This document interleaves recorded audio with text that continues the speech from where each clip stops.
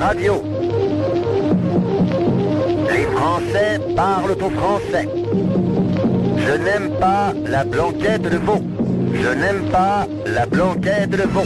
Sud Radio Berkov dans tous ses états. Quand le réel frappe à la porte, et de la manière souvent, hélas, la plus atroce possible, ou la plus dure possible, il y a l'émotion. Et comment nier l'émotion? Mais il y a aussi le réel. Comment ne pas décrire le réel? Sud Radio Berkov dans tous ses états. Le fait du jour.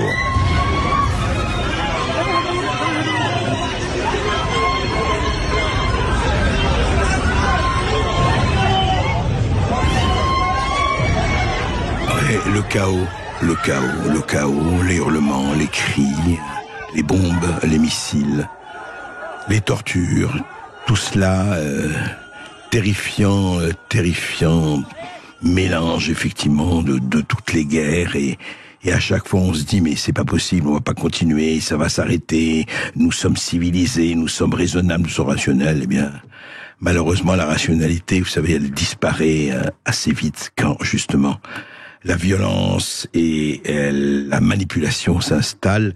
Alors on va parler de ce qui se passe effectivement en ce moment au Proche-Orient. Vous l'avez du matin au soir, vous écoutez ça. Emmanuel Macron était en Israël hier, il est en Jordanie aujourd'hui, à Ramallah, en Cisjordanie. Il va rencontrer le roi de Abdallah, et demain il sera en Égypte. Bien, alors les pourparlers, les négociations un peu partout. Est-ce que le secrétaire général de l'ONU demande un cessez-le-feu humanitaire immédiat? D'autres disent non, attendez, cessez-le-feu non. Corridor humanitaire, oui, cessez-le-feu non. Enfin voilà, ça discute de tous les côtés, chacun de son côté, en attendant des hommes, des femmes et des enfants meurent. Voilà. Et justement, nous on est contents d'accueillir des personnes qui sont sur le terrain, qui ont été sur le terrain. Et quand même, le terrain, c'est autre chose. La carte, c'est une chose. La carte, c'est la carte idéologique, émotionnelle. Et puis le terrain, le territoire, c'est le territoire. Et Jonathan Alperi, bonjour. Bonjour. Vous êtes photoreporter, vous êtes franco-américain, et je crois que vous couvrez le terrain des guerres depuis assez longtemps. Une vingtaine d'années à peu près. Vous avez été un peu partout. Dites-nous un peu où vous avez été pour des journaux indépendants. Vous êtes indépendant? Je suis indépendant, mais j'ai travaillé pour beaucoup de grands médias américains. J'ai couvert un peu tous les grands conflits les 20 dernières années, Irak, Afghanistan, Ukraine. Ah oui. Fait beaucoup de conflits différents. D'accord. Donc vous avez une expérience assez forte de ce qui se passe effectivement sur le terrain, et vous avez travaillé surtout pour des journaux américains.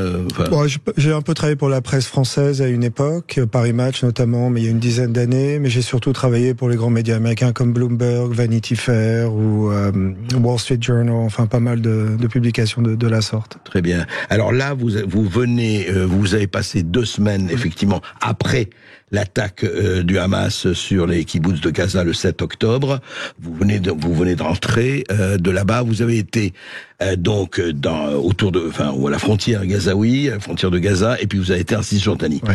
Alors dites-moi d'abord ce que vous avez à la fois vu et ressenti par rapport à ces 15 jours que vous avez passés là-bas. Disons que je suis arrivé le 10, donc c'était juste après les attaques du Hamas sur le territoire israélien. Disons qu'au début, les choses étaient, étaient très fluides. Donc, quand je suis arrivé, l'armée israélienne était encore en train d'essayer de reprendre le terrain, notamment vers Tserot, par là, et plus vers le sud, vers les kibbutz de Be'eri, tout ça. Et donc les combats se passaient à ce moment-là.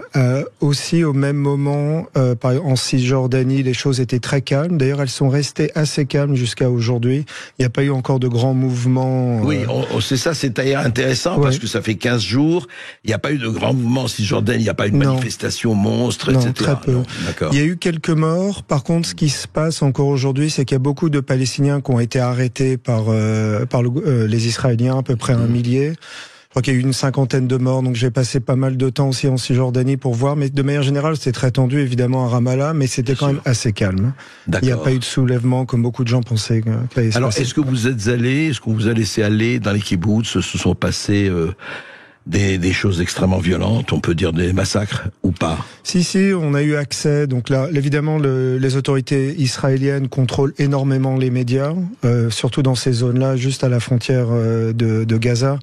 Pour des raisons assez évidentes. L'une d'entre elles, c'est parce que l'État hébreu ne fait peu confiance à la presse internationale, et ça depuis de nombreuses années. Donc on est très... Ils pensent que la presse internationale est contre eux. Enfin, ils pensent ça énormément, en effet. Donc ce qui est pas vrai entièrement, enfin ça dépend évidemment des médias, les choses sont plus nuancées. Bien sûr. Exactement. Donc j'ai eu accès à ça avec d'autres journalistes, bien entendu. D'ailleurs, on voit que les combats ont été très violents. Les maisons ont été détruites, artillerie, des combats d'infanterie qui ont été assez durs. D'ailleurs, ça sent le cadavre absolument partout.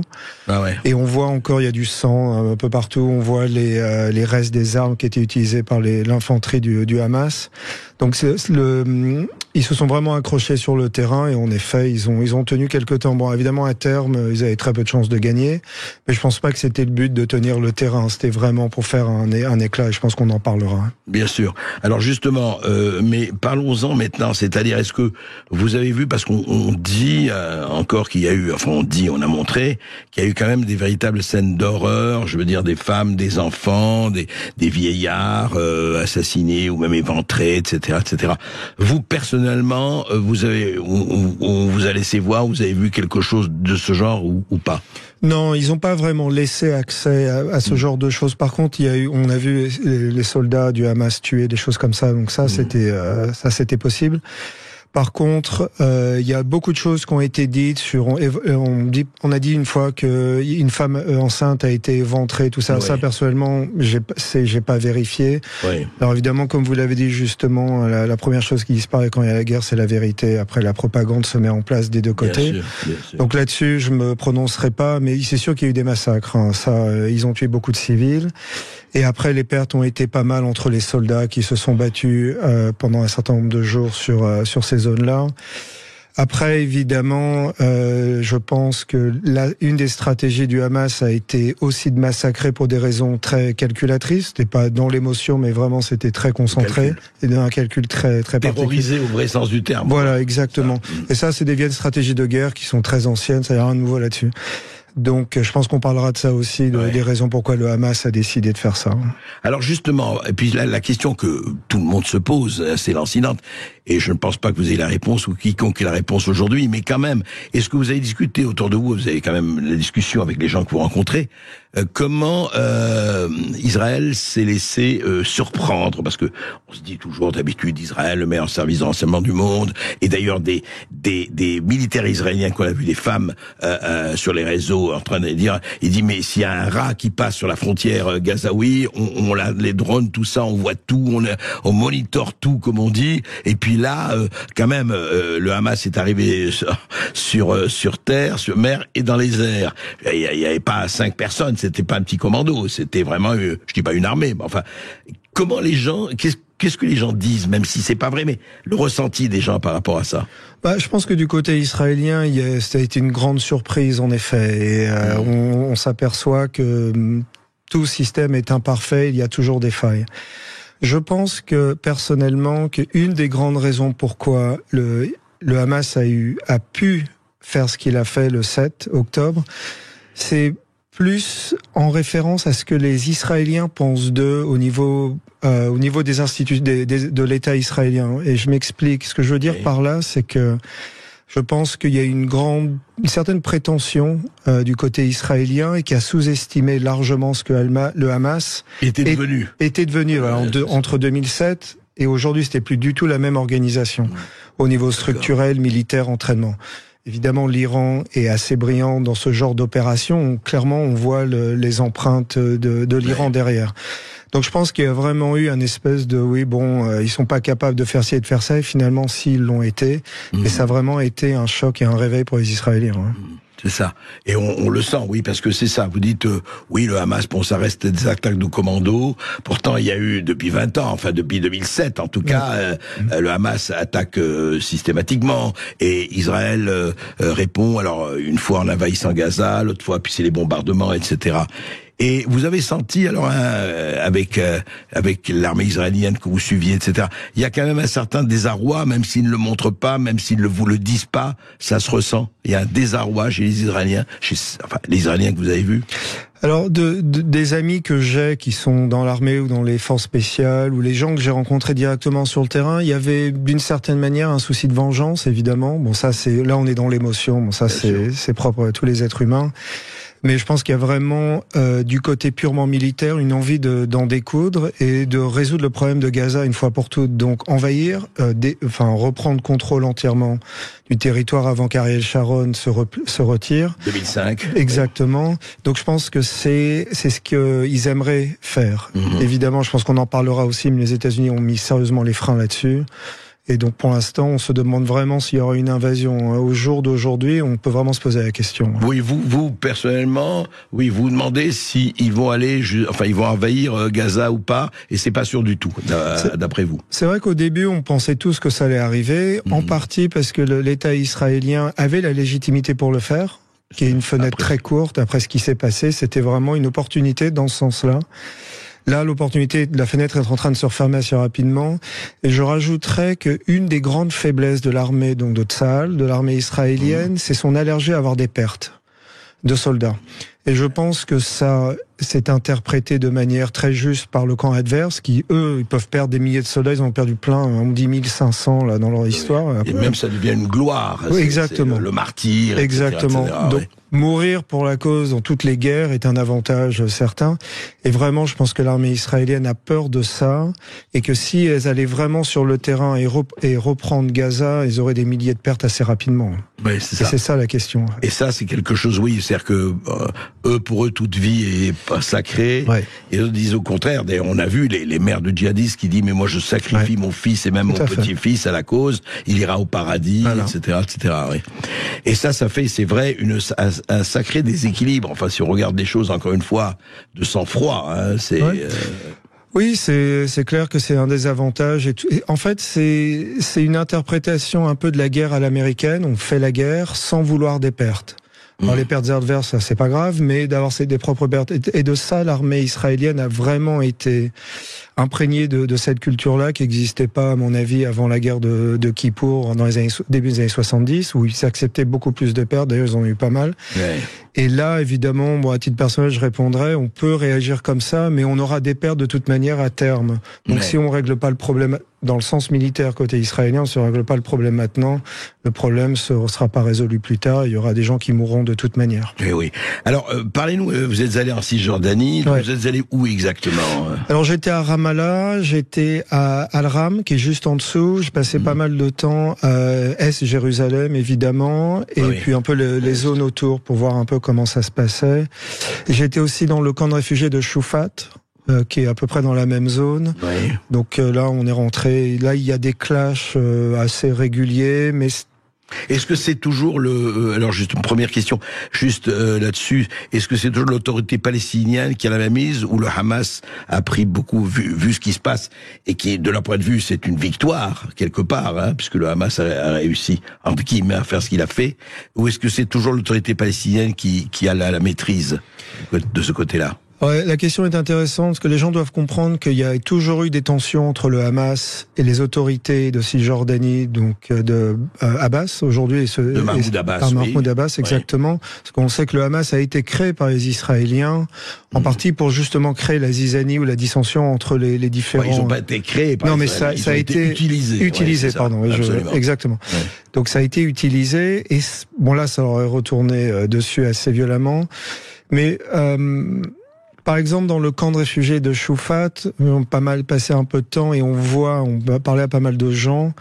Il n'y a plus vraiment d'autorité. Les gens sont un peu liés à eux-mêmes, laissés à eux-mêmes, pardon. Ouais. Donc il n'y a plus vraiment des organisations, disons, locales qui permettraient à s'occuper de l'eau, l'électricité, des choses vraiment au quotidien. Et ça a vraiment en partie disparu et les Israéliens ont fait en sorte que... donc d'ailleurs quand on est ressorti, on a eu des problèmes avec l'armée israélienne qui n'était pas très contente qu'on soit là-dedans. Donc et les gens se sentent abandonnés dans ce camp-là. Oui, il y a vraiment, il y a de ça. Alors évidemment il y a les murs, puis il y a ce grignotage. Bon, les gens connaissent comment ça se passe.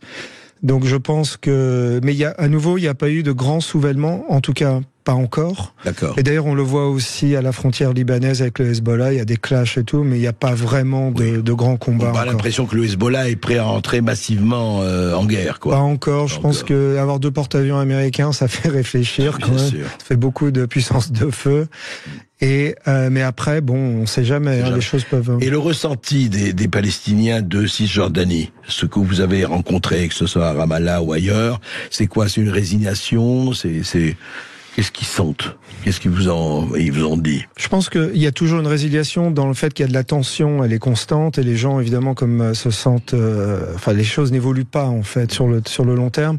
Là, les tensions ont augmenté parce qu'il y a ça. Mais c'est juste des augmentations de tension qui veulent pas forcément dire que toute la Cisjordanie va être à feu et à sang et va commencer à se battre. Alors après, ça peut arriver, mais pour l'instant, c'est pas le cas. C'est pas le cas. On va rester avec Jonathan Alperi quelque temps et on se retrouve juste après cette petite pause. À tout de suite. Oui, et puis on prendra toutes vos questions au 0826 300 300. À tout de suite sur Sud Radio. Et nous sommes toujours avec Jonathan Alperi, journaliste franco-américain, photoreporter. Et je le rappelle, il a été 6 mois otage en Syrie, en 2013. 6 mois otage en Syrie. Dites-moi, Jonathan Alperi, l'observateur que vous êtes, et vous êtes sur le terrain, je le rappelle, toujours depuis 20 ans déjà, tout voir le nombre de guerres que vous avez couvertes. Est-ce que géopolitiquement, dans la région, déjà on peut dire, on ne sait pas comment quoi l'avenir est fait, mais ça a déjà changé pour vous géopolitiquement, le rapport des forces? Oui, en effet, il y a un événement très important qui a très peu été parlé par les médias en France en particulier. C'est les grandes négociations qu'il y a eu entre l'Arabie Saoudite, Israël et l'Iran. Oui, et que l'Arabie Saoudite rejoignait les accords d'Abraham. Exactement. Signés par les Émirats, etc. Voilà, et arrêter la guerre au Yémen, qui est une guerre par procuration. Et ça, c'est les Chinois qui ont réussi un grand coup de maître stratégique, historique, dont très peu de gens ont parlé pour des raisons que je ne dirai pas ici. Mais donc, à travers ces mouvements de géostratégie, je pense que le Hamas s'est senti oublié de son combat. Est-ce que le Hamas ou l'Iran s'est senti oublié? Alors, oublié, écarté. Plutôt écarté en effet, mais ça c'est pas clair en effet. Donc ça, je pense que le temps le dira, et c'est pour ça qu'ils ont fait ce coup-là, à mon avis. Oui, vous pensez que, alors juste parce qu'une question qui s'est beaucoup posée, à votre avis, le Hamas a fait ça de lui-même, ou l'Iran a donné le feu vert, ou l'Iran ou le Qatar, qui sont les 2 grands financiers du Hamas, pour dire bon, allez-y? Alors, on sait par exemple que le Qatar donnait de moins en moins d'argent au Hamas, donc ça peut être une perspective intéressante pour voir que peut-être finalement les temps ont changé, qu'on allait passer à autre chose, et que finalement symboliquement le combat palestinien de l'époque d'Arafat, tout ça était quand même plus ou moins oublié, et que peut-être une grande partie du Moyen-Orient, enfin les gens de la rue, en avait marre et que disait on va peut-être passer à autre chose, on va essayer de s'occuper de nous-mêmes, et que donc les dindons de la farce seront les Palestiniens une fois de plus, et donc en effet, se sentant abandonnés, ont décidé peut-être de faire ce coup-là. C'est tout à fait une possibilité. Oui, sauf que les Palestiniens, il y a toujours la perspective de l'État palestinien qui n'est pas complètement écarté. Et heureusement, un jour on sait très bien que d'une manière ou d'une autre, il faudra résoudre ce problème des 2 États. Enfin, c'est loin maintenant aujourd'hui. Mais juste un mot là-dessus. Vous pensez pas que, parce que c'était une thèse avancée, que l'Iran, voyant l'Arabie Saoudite se rapprocher, s'est dit il faut arrêter ça, parce que l'Iran et l'Arabie Saoudite ne peuvent pas dire que ce sont, pour le moment, des grands alliés, encore qu'ils se sont rapprochés. Oui, non, mais c'est possible. Mais il faut voir aussi, par exemple, que Bachar al-Assad a été un peu remis dans la course. D'ailleurs, maintenant, c'est quelqu'un qu'on peut côtoyer dans les milieux politiques. Et que Bachar al-Assad a été son grand allié et l'Iran. Donc il y a encore cette connexion-là. Je pense que à nouveau le temps dira exactement ce qui se passera, mais en tout cas pour ce qui se passera dans le futur proche, difficile de savoir si le Moyen-Orient va être à feu et à sang. Personnellement, j'y crois pas. Je pense que les choses vont quand même se résorber. Et que, ce que je disais tout à l'heure, les 2 porte-avions américains sont quand même un signe très clair que si le Hezbollah commençait à guerroyer à nouveau une fois plus de manière violente, il est possible qu'il se fasse vraiment... Alors je crois que nous avons un auditeur. Oui, on a du monde au standard, on a Dust qui nous appelle. Bonjour Dust. Oui, bonjour Dust. Bonjour. Bonjour à votre invité, à toute l'équipe. Alors moi je me posais une question, je suis entièrement d'accord avec votre invité quand il dit que l'appui des Américains et la taille de l'armée de Tsahal va empêcher une dégénérescence en guerre. Mais est-ce que ce fait-là va pas justement favoriser des actions terroristes, puisque quand on est oppressé, si on n'a pas les moyens d'aller se défendre sur le terrain, eh ben on fait ce que font le Hamas, mais d'autres ont fait avant, c'est-à-dire des actions terroristes qui sont les seules possibles avec les compétences qu'on a, quoi, quand on est vraiment trop faible. Alors, Jonathan, votre avis? Je ne sais pas si monsieur parlait d'actes terroristes en Occident ou au Moyen-Orient. Il parlait du Moyen-Orient plutôt. Du Moyen-Orient. Vous savez, quand il s'agit du terrorisme, on le voit depuis quelques années, depuis en particulier l'intervention militaire en Russie, de Russie en Syrie. Ils ont eu tellement de morts, tellement de pertes qu'ils ont été très très amoindris quand même. D'ailleurs, on le voit sur le terrain, ils sont beaucoup moins présents et efficaces. Donc oui, il y aura peut-être des petits coups de main. D'ailleurs, en France, il y a toujours des petits trucs comme ça, mais structurellement, c'est pas fondamental. C'est pas ça qui change le rapport de force. Merci Jonathan Alperi. Merci de votre témoignage. On vous retrouvera de toute façon, et puis on retrouvera le Proche-Orient, cette terre. Comme disait De Gaulle, dans l'Orient compliqué, je voguais avec des idées simples. Mais même les idées simples sont difficiles aujourd'hui.